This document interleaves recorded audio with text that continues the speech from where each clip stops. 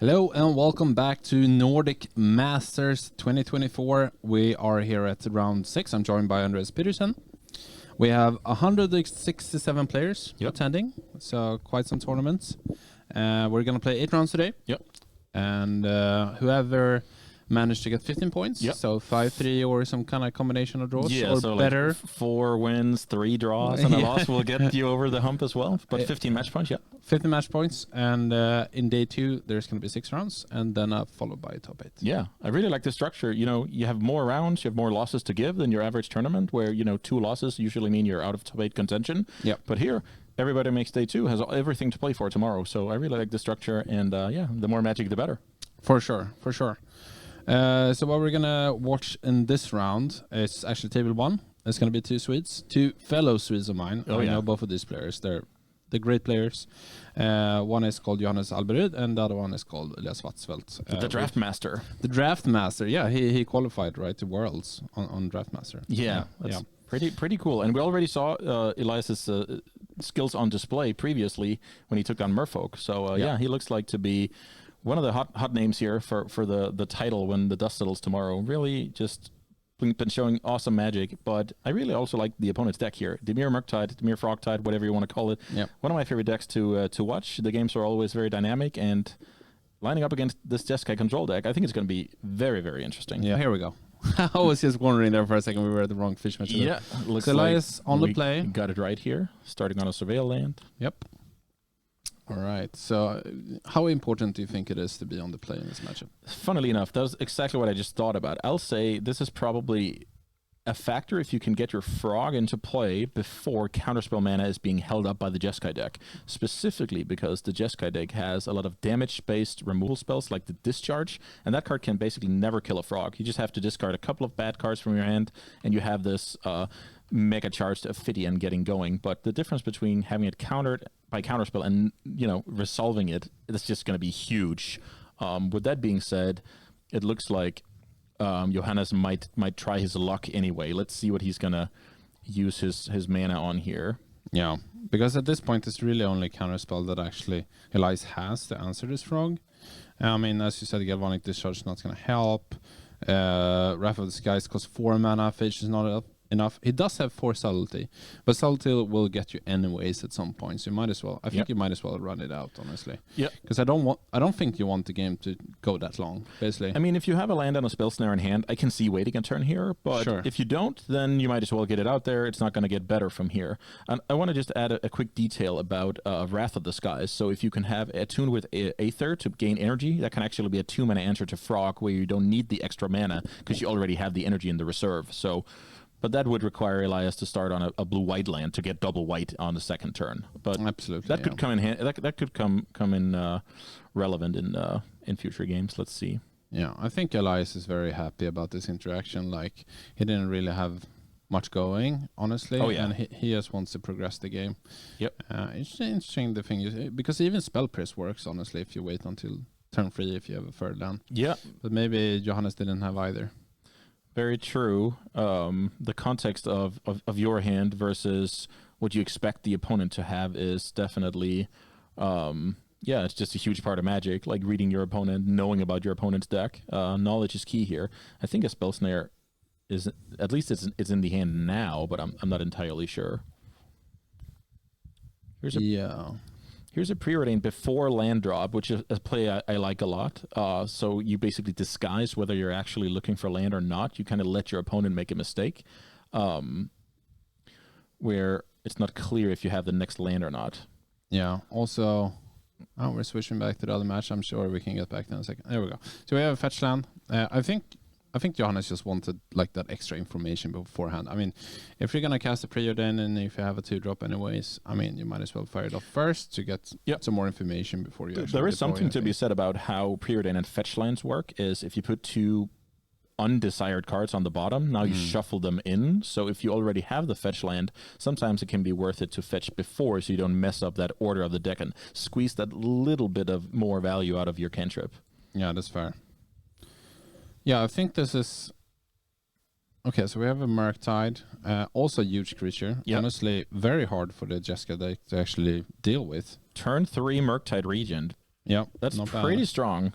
So maybe this explains Johannes's play that, well, if my frog gets countered, my Murktide probably gets through, right? So he's trying for a 1-2 punch rather than try and pick his spot with backup. So pretty cool display here of how you can play out your plan accordingly to the context. There's no correct thing to do, right? It all depends on the context. For sure. Yeah, definitely. And I mean, looking at Elias's deck list, there's not really a good way to deal with Murktide Regent. Yeah. I mean, you have Discharge, of course, but it doesn't have any energy. If you get Watsfeldt Skies, that's going to cost a lot of mana to get a 7-drop off, right? Yep. And the One Ring does it, but now Johannes does have the Force of Negation at the ready. So I think Johannes is in a fantastic seat, actually, right now. Yeah, and that says a lot about the strength of a card like Murktide, because we were pretty confident in Elias's position when he get to counter the frog and untap and plays third land, right? But now things can change a little bit. Okay, this is interesting. So we're gonna see a haste on the land, and then we're gonna try to counter the trigger. But I think Johannes does have the Force of Negation. Yeah, for sure. Which is gonna be huge if this happens. Wow. But can we appreciate this ability for the Jeskai deck to just do this at all? Yeah. I mean, wow. Force of Negation was needed there. Otherwise, the Murktide would hit the bin. Elias would be sitting on with a 6/6 in play and a very healthy life total. Absolutely. And Murktide would also die if this didn't have this Force of Negation. So this was huge for sure. So Johannes definitely in the driver's seat after that much needed Force of Negation. Has another one in hand. Yeah. Has another one. Now it's protect the queen game plan, right? Yeah, absolutely. And I mean, even Elias you can't untap that land. Exerted Arena of Glory makes Elias's ability to play Magic a little bit limited. The only thing I would be kind of scared of if I was if I was Johannes, was that, like, sure, I have a 5 and it keeps attacking, but I don't really have a great way to gain card advantage right now. So if your Elias takes like 2 turns to chill and then like trying to kind of try to play around the situation, then it will work. But I don't think Elias has that much going on, honestly. No, and it looks like Johannes is on the Merfolk plan, where you need to capitalize on that tempo by these free counters by simply closing the deal. Yeah, for sure. And I think Elias has like lands and 2 Stifle effects in his hand. And with Stifle effects, I mean, of course, Consigned to Memory. Yeah, Consigned to Memory being this somewhat more flexible than Stifle, but still, you can't counter your fetches and stuff like that. So it's very different. It's pretty cool to see it in a deck, outside of a sideboard as an anti-colorless card. Absolutely. Yeah, Johannes just has 2 Force of Negations now. I think Elias's only play here is trying to find a Flage on his henge. Yeah. And then if that happens, maybe he can consign into memory and haste it again to kill the Murktide. I think I got a peek. There it is. I think I got a peek on a subtlety in Johannes's hand as well, which is like the ideal answer for a Flage. Not really, because he does have 2 Consigned to Memory in his hand. Can counter the trigger, right? Okay. But then again, he has Force of Negation, so this is going to be a bit of a counter war, I think. Yeah. I think what we're going to see is basically a hasted Flage, and then also trying to counter the trigger again. But there's going to be a subtlety first, and then you're going to have to counter that trigger with Replicate. Maybe that's enough. To force it through with haste. Okay, exactly. I like this. I think Elias can turn this around, actually. Because of the Replicate being basically like Storm, where you're putting copies on the stack, but you need several counterspells to negate it. Yeah, absolutely. I mean, if I would be in Johannes' seat, I would feel super safe with this double force backup and subtlety. Yeah. But it's actually not. It's actually kind of crazy. We have the advantage here from our vantage point, and let's see if Elias can put together a deadly combination here. Yeah, absolutely. So Flage comes down on the stack. Let's see if Johannes responds to this. He's going to start to subtlety it. Let's see if Elias thinks about being able to counter this trigger. Yep. If that's the case, Johannes is left with a 3/3 flyer in play, but no funny business when it comes to dealing with the Flage. So what's important here for Elias especially is that he has to replicate this against the force, and then he has to replicate again. And he does have mana to do it. Oh wow, he actually uses Salty back, which does work as well. Didn't know he had that one. Yeah, that is definitely a cool one, because Can't force that. Can't force that, and it's most likely not going to be a good draw for the opponent next turn. So yeah, to the bottom it goes. Absolutely. So Flesh is still on the stack. Let's see if it resolves here, which I assume it will. So Flesh is in. He's going to target the Murktide, and then I assume, let's see if he figures this out. He's going to, yep, here goes a big replicate. Yeah, this is so nice, actually. This is so nice. Once you have this as the last card in hand and no other plays, you might as well replicate, right? Absolutely. And it just plays around Force of Negation beautifully here. Yep. What a thing. Yeah, that is definitely a very cool take on this Jeskai deck that allows the deck also to, you know, actually be able to win games somewhat fast.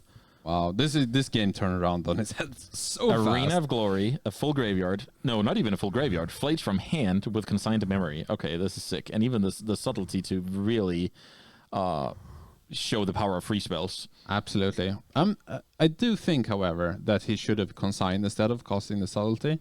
I mean, you can let it resolve and then it's double counter the trigger. Then he gets to keep his subtlety in his hand at the end of all of this. Interestingly enough, subtlety can only interact against creatures and planeswalkers, sure. and I think Johannes' way out of this includes something else than creatures and planeswalkers. Could that be the logic of Elias? No, I was thinking of countering the trigger from subtlety from Elias with the consign, because now he pitched it, right, for his own subtlety. Oh. And instead you play that and counter the trigger of Johannes' subtlety. Right. So which card did he exile again? He exiled the consign to memory. A second copy. Yeah, he had two. Oh, okay. Yeah. Right. So it's basically the difference between if you let your opponent have a 3/3 or not, and you can keep your subtlety around. Okay. He wouldn't have a 3/3 in play because he pitched it, right? Didn't he? Or did he just play? Oh, he has played it for 4. No, you're right. But small details here, yeah, and sure. a lot of stuff going on as a new Murktide hits the field here as a 6/6. Important. I was about to say number. Good, it's not 5. Yeah. And 7 would maybe even bring this game to a stall. Absolutely. I think since Murktide Regent had flying, if it was 7 power and toughness, I think Elias still attacks and he shoots the Dimir Murktide with the Flage for free, and if he blocks the trade, right. and I think Elias is pretty happy with that. Yeah, that's true. You can force the trade that way. Absolutely. And the thing is, I think that what this does is basically if Elias draws another Flage, he can play it and shoot it and then attack with the Flage and then decide before blockers, so he doesn't even offer the trade. Yeah. But let's see what Elias draws there. He does surveil and put it on top. It was actually to the graveyard. Okay. Yeah, I actually paid attention here because building your graveyard again with Flage is super relevant. So it has to be a very strong card in order to keep it on top. Otherwise, you just want to build your yard to, have the ability to replay it if it dies in combat here. Absolutely. It's going to be a big draw from Elias. Johannes still has those Force and Negations in hand. So, he still has some pretty good cards, but he's definitely behind on board. And taking care of a Flage while in play for the Dimir Murktide deck, not so easy. Not so easy either. So funnily enough, these decks kind of have a hard time dealing with each other's haymakers of creatures. Yeah. Which is weird because they're so known entities, Yeah, I agree. It's kind of weird. Must be something with the cards available. Okay, the trade is forced here. I was about to... Okay, so it turns out Elias even had 5 cards to escape right away. That does complicate things for Johannes. Absolutely. Flage down to what I would imagine is 3 life, but I'm not entirely sure. All right, and then the game is over. Flage takes over the game. What a game! Very back and forth. I think if you're Johannes, you're just feeling like, what the hell happened? That escalated quickly. What the hell? I had Salty, I had double Force of Negation, I had a Murktide that was lethal on the board. Elias just tapped doing nothing and then used this beautiful monumental henge to get a second Flage, because if it doesn't hit it, he has nothing. Yeah, that's true. Yeah, that just goes to show that it's not over until it's over, and actually finding a way out. And I'm sure Elias had this all under control. Like he knew what his outs were, and it was way more controlled than that we could see as the amateur here. Because I was definitely in Johannes was in the driver's seat from where I was sitting in the beginning of that game. Absolutely. All right, so let's have a look at the sideboard here. Let's see what we can bring in. Yeah. First, we can go through the Dimir Murktide. What Yep. do you think he will bring in here? What's interesting? Yeah, so actually not a ton I can see here to bring in. I like the Cling to Dust. I think I also like the one Surgical because Flage is just so good.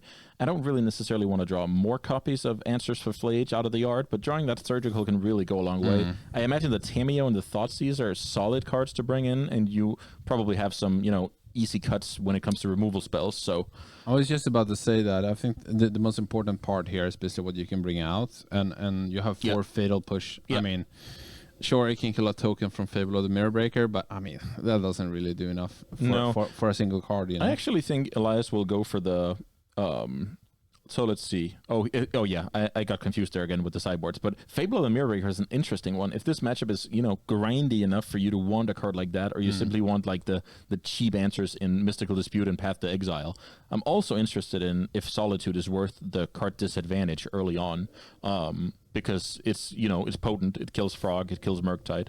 Yeah, I mean, in all honesty, the entirety of Elias sideboard is like viable to some extent. Some are worse than others. I don't think he will bring in Charmo. I don't think it's probably not that bad in the matchup, but I don't think he will bring it in. We saw last game it was kind of hard to beat it. It's hard to beat a Frog, right? When it's early. Yeah. It's hard to kill a Murktide Regent, so it's relevant to bring in Path to Exile, but then again, Path to Exile in a kind of control permission-based matchup. You don't want to give them extra lands, then you start losing the counter ward. You get 1 for 2, and it's the same with Solitude. I mean, you have to exile a white card. I'm actually pretty interested in how he approaches this, because there's the case to be made that if the game goes super long, the Jeskai deck is favored just by the virtue of the higher card quality overall. But Dimir's right there. Like it's not going to be that bad in the longer game. But if Elias starts pitching cards and ramping his opponent with Path, all of a sudden his soft counters like Dispute is dead because the opponent has too much land. Then all of a sudden the Dimir deck can hang with the Jeskai deck in a long game. What do you think about Narset?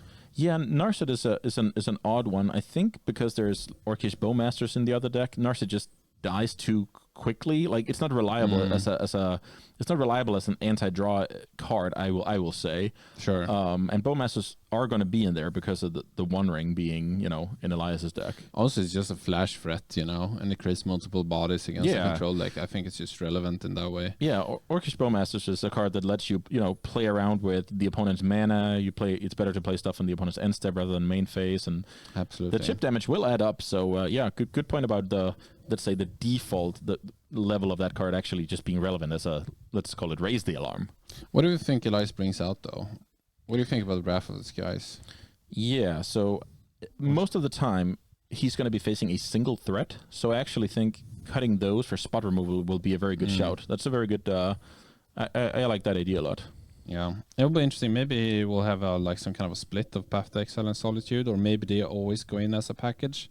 Yeah, because maybe you don't have enough white cards otherwise. Yeah, the white count is not amazing in this deck. I think that's even why we see a card like Eagles of the North, trying to squeeze that little bit of value out of your white amount of white cards.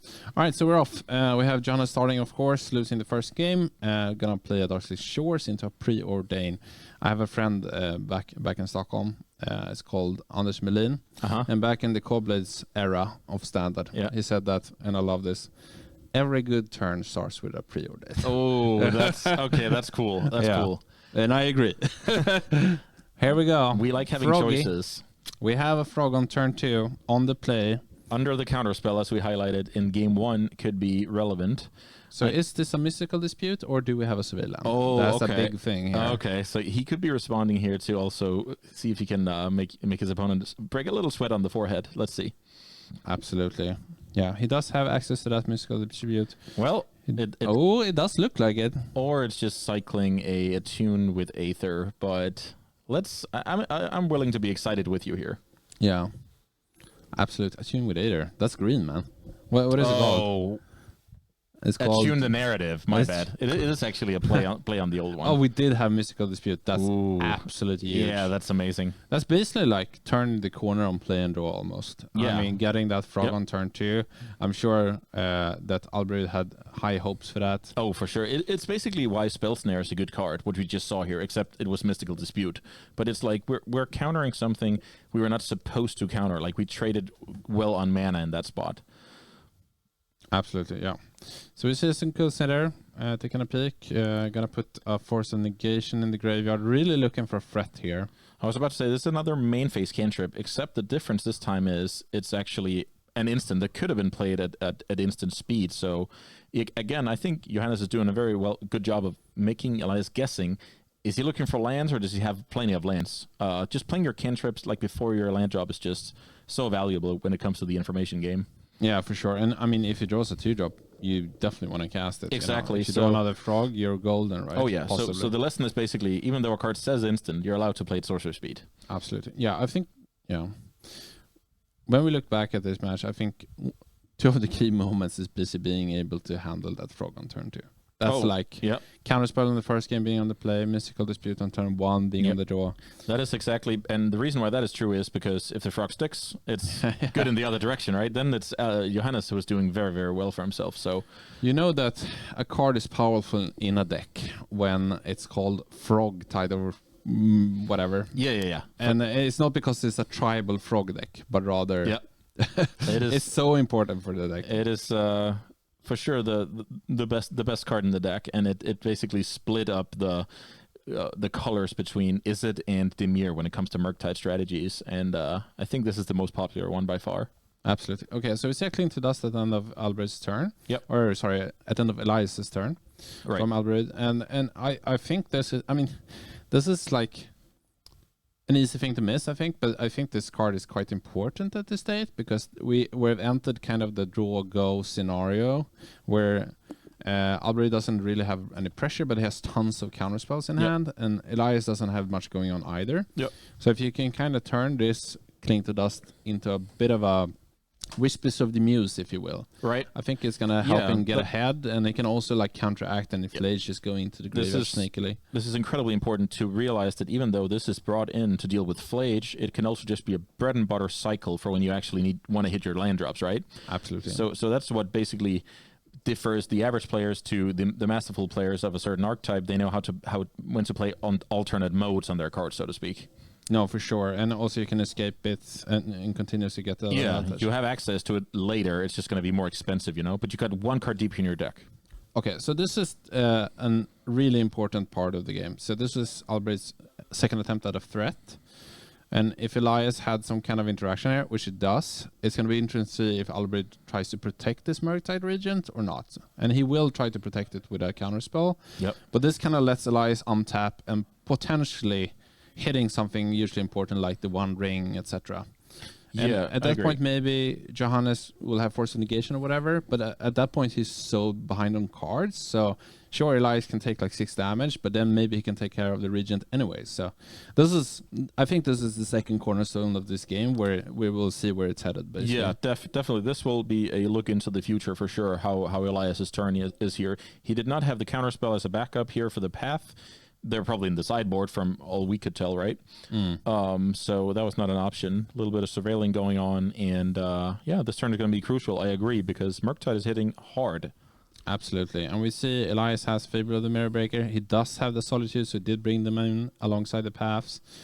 As we somewhat suspected of the the trouble he had to go through to actually take care of that Murktide region the last round. Yep.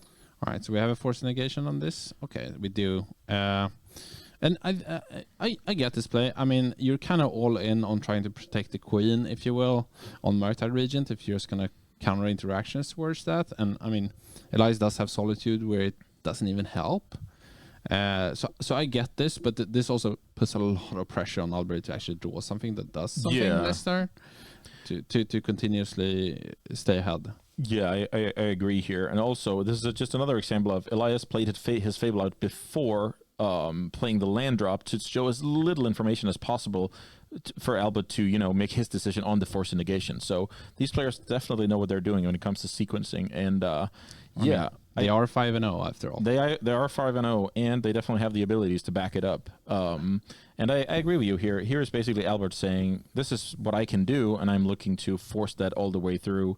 By the way, pretty interesting. Elias has 2 of the red-blue surveil lands. Usually you go with one of each. But there must be some ways. He showed a lot of planes in the deck, so maybe that's just his way of balancing out the colors. So possibly, yeah. Pretty cool. I like how he wants his deck to, naturally can beat a Blood Moon by actually, drawing one of the 3 planes or the Eagles. So he does pitch for Solitude in the main phase, and I get this play. It depends on a little bit if he has any backup to kind of redraw in his hand, because this way he got to finally deal with the creature. Yep. However, at this point, Elias is also down on a bunch of cards, and this actually turns around in the way where now Johannes has the card advantage engine in the Cling to Dust that we know that he has in his graveyard. Yeah, that's interesting if that is going to play a factor, because it is going to be 4 mana, exile 3 cards, right? Escape 3? I think it's even more. I think it's, maybe 3 or 4 cards. I can look it up. But yeah, he did remove a lot of cards, of course. It's exile 5, just like Uro and Flage. So that's not going to be, reliable as a draw engine, but it is a resource in a long, drawn-out game. Absolutely, yeah. He did exile a lot of cards with Murktide after all. He does have another Murktide, wow. Okay. So this is fantastic draw for Johannes, because he already knows that Elias has put in a lot of resources into dealing with the first one, which means that it's quite important for him to do so, if you will. Yep. And so he goes for another Murktide and hope that kind of sticks. I'd be surprised if we see another answer to a Murktide in Elias's hand, given that he spent so much resources on dealing with the first one. Also here, as Flage enters the Lightning Helix mode, we see a little bit of awkwardness with the Henge being the last card in Elias's hand, but he had other stuff to do with his mana here, so it was fine. His mana base didn't line up, so he had double white available this turn, but he found another play, so he's going to be fine here. Absolutely. Making sure the life totals are correct here, the Lightning Helix to the face, but more importantly, Murktide stays in play and gets a hit in. Absolutely. So if Elias doesn't have much to play, we're gonna probably see him play that Flage this turn, I assume, and then he can almost start racing, honestly. Yep. No Arena of Glory this time, though. That's a big. That's big. I mean, it's huge, right? I think the deck even plays 2 copies these days. I remember at the PT, people only played 1, but now people figure it out, It's okay to have this land if it means a mid-game hasty Flage. Yeah, it's just absurd. Imagine having that with the Uro back in the days. Oh. It was good enough already, but maybe this is kind of the same case, but the average Magic card is also better these days, so. That's true. Murktide gets in there, but it's not, as you alluded to, it's not exactly winning the race against 3 life gain and 6 damage. That doesn't really add up. I guess the life difference could end up mattering. Absolutely, yeah. Seems like Johannes has maybe a land and a frog, if I'm not mistaken. Frog, of course, it just dies. Okay. So I was not wrong with the land, because it's flip on the other side. Ah, got it. But he does have the kind of land / bounce spell here, so buys a bit of time, and it does. I think it does help him win the race. It does. And look at Elias's graveyard. There's only 4 cards. It needs to be 1 more card over there for that Flage to come back. So there is a world where Johannes just bought himself multiple turns. Absolutely, especially, I mean, if he wants to play it and exile it the same turn, escape it the same turn, it's going to cost 7 mana, so it's going to be hard to get another card in graveyard unless you have a fetch land. Yeah, which generally isn't a very good draw, so it's like a kind of a weird situation where, but I guess this can help a little bit. So what Elias is really looking for is another Flage, so he can play both of them and try to kill that Murktide region. The double Helix would be brutal here, but he's only at 2 life, and he whiffed on the Henge here. Yeah. Not as lucky this time on the Henge. We could be staring down the barrel of a game 3 here, unless this attuned the narrative. I even nailed the name this time. There you go. Find something with the random draw. Yeah. Yeah, this is no preordained, that's for sure. Yeah, no selection here. We're playing this because we care about energy cards. We can't. Let's see if we get there. Let's see if Elias can make this. I think that was another flage, if I'm Yeah, not mistaken. I think that is a flage, but I'm not sure if it changes anything, does it? I think he can play both of them, right? Oh, he has... Oh, right. Yeah. Needs one more mana, right? I mean, he can just play both from his hand. Oh, it was bounced, of course. So bounced by Sting into the Stupor. Okay. Exactly. So the double Helix play you talked about come to fruition here, and yeah, I'm pretty... Wow. Yeah, that was absolute last minute here for Elias. Absolutely. And if he doesn't have another land, he can just recast it at this point. It seems like... Yep. Oh, he does have a subtlety. This is huge. This is cool. So I think Johannes decides to do it on the first one to not even let Elias get going. There's maybe an argument for doing it on the second one instead, but this will take down the game just the same.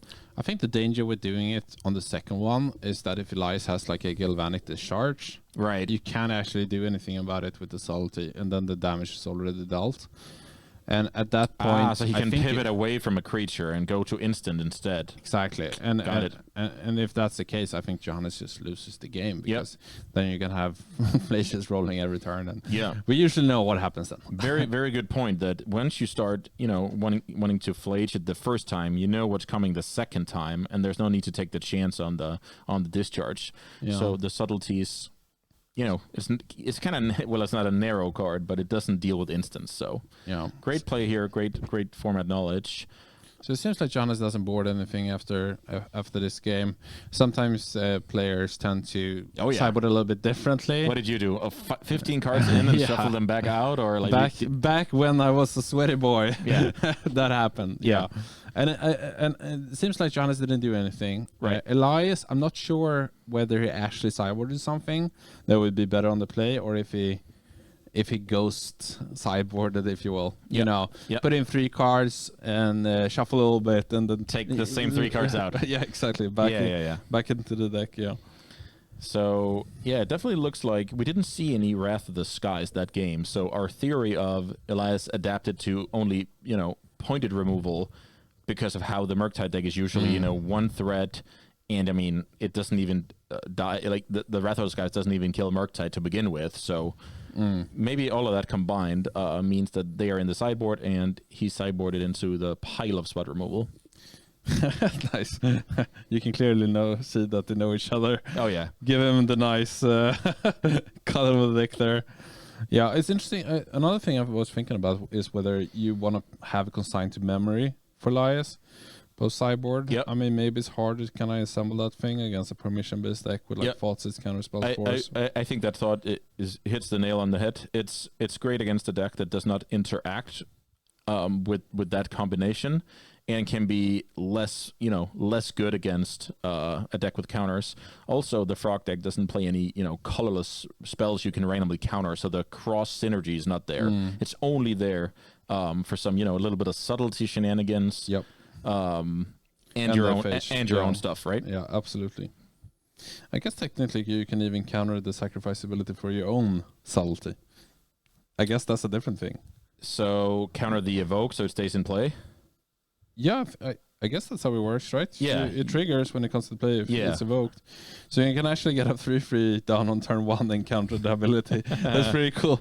You just counter, some kind of, I don't know, Pride or Cattle Pride or Ragavan or whatever, and you just have a 3/3 in play for 1 mana. That would be extremely cool if we got to showcase that throughout the weekend. I mean, it makes sense because now you have a bunch of targets for it, actually, that you run a bunch of subtleties as well. Yeah. That's very cool, actually. Yeah, I really like Elias's deck, but I also do like Johannes' deck. I'm kind of torn. This is perfect because it's really displaying like where you are on the blue spectrum. How aggressive are you? How controlling are you? And I think Frog is like in the middle, where Jeskai favors the long game and can sometimes get run over.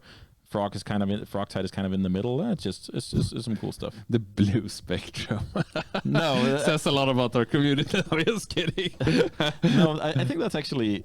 I get what you're saying. That's how I evaluate a lot of decks. Also combo decks, like how resilient are they versus how fast are they. You have to like decide how resilient you want to be and how aggressive you want to be. And it's kind of the same with these decks.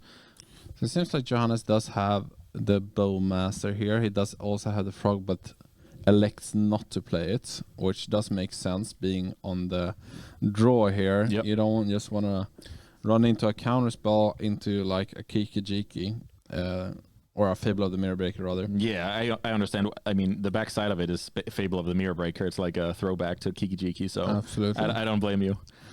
Also, I think, is there some mind game going on here where since Elias, maybe he, what did you call it, ghost sideboarding, phantom sideboarded? Yeah, that could be to signal, oh, I'm bringing Counterspell back in. And this is like the power of that made Johannes pass the turn. Sure. Do you buy into that? No, because I don't think Counterspell ever went out. Okay. Yeah, I think Counterspells are too good for Elias. Yep. It's too important to be able to stop like Murktide Regent and stuff. Right. I mean, even if your opponent forces it, that's fine. I mean... Yeah, definitely. It's a fine exchange. Yeah. Okay, so we do see the Orcish Bowmaster. We can get a little peek of Elias's hand here. He has... Galvanic the Discharge. yeah. A blue card. Attune with Aether. Yeah. Flage. Maybe even... Is it 2 copies of Flage? I'm not sure. So Galvanic Discharge and 2 energies saved in the bank here, which could come in handy later. As I talked about, if you have stocked energy, your Wrath of the Skies doesn't necessarily cost you mana. That's not going to come up here, but just in general, how the energy package works and why it's worth it in this deck. Absolutely. I mean, if it draws another discharge as well. Exactly. Maybe you can kill Murktide. Just saving for later, and you might be able to kill a big creature, which is the name of the game in this matchup. Absolutely. All right, so we see a Preordain on the main phase for Johannes. Let's see if he actually elects to deploy his Frogger, if he can, if he has an untapped land. Let's see how well he remembers the Mystical Dispute from the previous game, because this is where, as we talked about on one of the other rounds, Magic is also, an emotional game at times. So Thoughtseize, that's so good right now. Yeah, that's a good one. Yeah. I was scared there because I only saw like a tap land for Johannes. Right. And then it's like, how do you interact with the One Ring, right? That's going to come down on this the next turn. This is ideal. 1 mana way to proactively take away the ring, develop your tap land, and actually do something meaningful this turn cycle, right? Yeah. And it did have the Mystical Dispute. Right? It was spot on. Yeah, fantastic. Foss is also getting that extra information. Yep. I think what Johannes has to worry about here basically is the Phage. So next turn, he's going to play the Phage, and he's going to have Mystical Dispute up, killing the army, most likely. No need to, What's the 4th landed there even? Yeah. Absolutely, yeah. So no need to kind of, bluff a counterspell when Johannes has seen your hand. So you're probably not going to play around it after Elias only sees 1 new card, basically. Yep. What Elias does not have, however, is a 2nd red source if he wants to escape it. So yeah, very relevant here that this deck is trying to cast Counterspell and Escape Flage out of the same deck. So sometimes your mana is a bit painful, sometimes your mana is a bit slow. See what I drew there? Oh boy. It's our new favorite card. Yeah. After watching Elias play, like the more you think about that card, the more utility it has in the format. Absolutely. And even in Elias's deck, the more we think about it, it has more utility. Boom. Wow. You know what's better than drawing a red source? Yeah. Consign to memory, baby. Yeah. Talk about a way to get Flage in play. Wow. Yeah, that's huge. You know what the worst part is? The worst, Johannes. You have seen his hand last round. He didn't have that the last round. And you're like, oh no. Definitely. The top of the deck can be a cruel mistress when you're playing Discord spells. I mean, especially since Johannes has like multiple frogs in his hand, and now there's just a Flage that... Yeah. I mean, he probably has to discard 2 cards if he wants it to survive. It's just... it's not. And I even wonder how many answers Johannes has for resolved Flage. I wouldn't be shocked if the number is 0. Yeah. Yeah, no, for sure, me neither. He can bounce it, he can counter it or something like that, but it's very like convoluted to actually get it off the board, which is... That's actually a big part of the matchup, the more I think about it. Like, for Elias to find spots where you can kind of get Flage into play without the graveyard. So there's this context of, okay, my opponent's going to board out removal, they're going to bring in a little bit of yard hate, so that makes the consigns worth it, I guess. Just that dynamic of how your opponent is going to react, because Fatal Push is not a card you want in your opener against Jeskai control. Absolutely. No. Yeah, I don't think Johannes has an answer, really. I'm looking through his deck list. He has 1 Bloodchief's Thirst in his sideboard, and then he has like Sure, he has like cling to dust and surgical extraction, but that only works when it's in the graveyard. Yeah, it is what you said. Some combination of, Otawara or the backside of Sink into Stupor. No, not the backside of Sink into Stupor. Actual Sink into Stupor, and then a counter spell. But this is just so early in the game that mana is going to be an issue with even that kind of plan. But yeah, super punishing spot, especially because if Johannes saw this hand, he could have, discarded the consign to memory, but then he would have a one ring to worry about. No, Elias drew it. That's the thing. Yeah, I'm saying even if it was in the sure. hand. Yeah. But then the one ring would be his problem, right? Absolutely. I mean, since Johannes doesn't have a force negation, that this is where he's at. Yeah. So Murktide is something. It doesn't die, at least from the pledge. He does have a subtlety to counter it. Wow, this is back. Subtlety or subtlety. It's good for Johannes for sure. Yeah, very nice trade here. Yeah, because you don't really care about the frog right now. You have another one in your hand, and funnily enough, now we could get down to the problem of not having double red in this game. Absolutely. So Elias is forcing the trade here. Do you think he makes that play no matter what he drew here? Absolutely. Yeah, so this doesn't give any information over to Johannes. No, yeah. Yeah, it's interesting whether you block or not here, because so he draw land, Johannes didn't block, very nice. I also think that Johannes has, like Orcish Bowmasters, he has a frog. A frog can survive the Flash trigger, and I think there's a good chance for Johannes to actually raise here a little bit. It's going to be tough, though, I'll be honest. Like, Lightning Helix every turn and attack for 6, that turns into the abyss very quickly. Oh, yeah. I just took a quick peek at the chat, and Flash is in play because of Consign to Memory being used as a stifle to basically make sure it doesn't go to the graveyard and get sacrificed. So, pretty cool display of that card's utility throughout the day from Elias. So let's see. 8/8 Murktide, getting in the zone, but Johannes' life total is 8, so that means he has a plan for that Flage, or it's just gonna, Yeah, I think Johannes is looking to play an Orcish Bowmaster, wait for the trigger to resolve, and then just block it with the army token. And I believe he has a second one as well. Okay. So he can like... That is some kind of plan. And you let Elias draw here because you don't want Elias to shoot a blocker with the attack trigger? Exactly, because I think so. So it's better to lose on the spot to a counterspell than kind of give Elias, maybe better target. It's close at least. Yeah, because the thing is, it's a problem if he shoots Johannes as well. Yeah, that is a problem we can only have for one more turn, right? Yeah, I mean, it's not so bad if the Orcish Bowmaster gets killed. I mean, instead of taking 3. Yeah, no, I actually kind of like playing it in the main phase. I have to think about what kind of stuff that Elias can draw. Yeah, it's like Mystical Dispute and Counterspell will win the game on the spot here. Yeah, no, you're right. But having one more blocker could mean having one more turn later and more mana to work with, because you said he has an extra Bowmaster, but maybe he needs to use that mana differently and actually need the... Oh, okay. It looks like... That's huge. A Flage to the dome here, putting his opponent down to 2, and double red has entered the battlefield, so... There's a lot of problems for Johannes now. Yes, you can definitely say that again, because the Flage in play is lethal, the Flage in the yard is lethal, and we need to deal with both. Absolutely. Yeah, what actually helps him here? Alright, maybe it's like... I don't know, Cling to Dust, gaining 3 life, I guess. No, he doesn't have it. It's not going to be the case, but you're right. It would be some puzzle to figure out how to get out of this, but yeah. All right, so we see Elias Watsfeldt goes to 6-0 with his Jeskai control deck.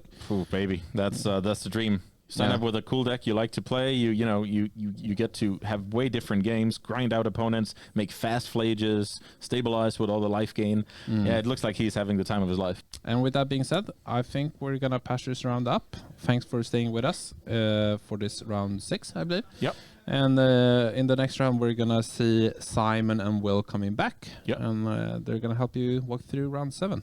So see you in a second.